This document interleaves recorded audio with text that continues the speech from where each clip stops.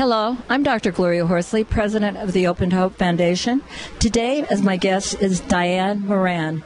And Diane Moran is part of the National Death Education Center. She's also a bereaved spouse. Can you talk about the National Center for Death Education? Yes, the National Center for Death Education is located at Mount Ida College in Newton, Massachusetts, and we run online programs throughout the course of the year. They're 4 weeks long, and we also run a summer institute. We really try to provide for our attendees not only topics that are up to date, but things that we really need to discuss as we continue working with the bereaved.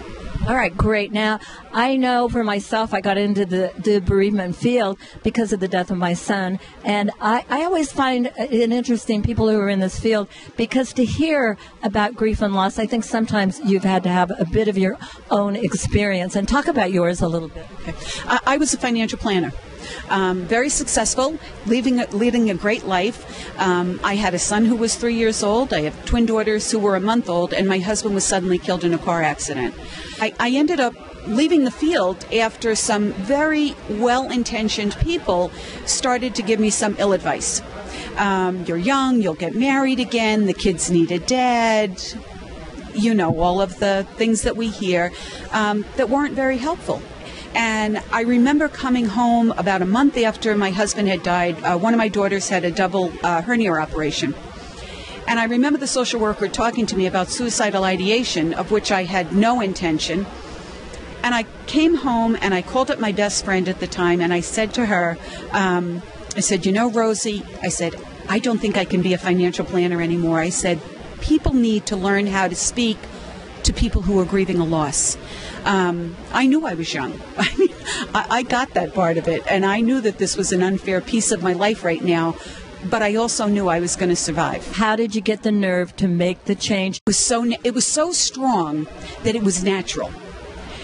I knew that I didn't belong where I was.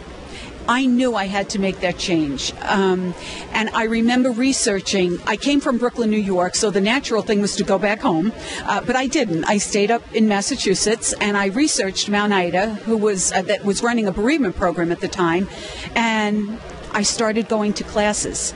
And what I did is I would my girls were in nursery school, my son was in the first grade, and I would drop them off in the morning, and I would run down and take some bereavement courses, and then after the course was over, I'd head back to my house and pick up the girls in nursery school. It was crazy, but I began to feel that this is what I was meant to be.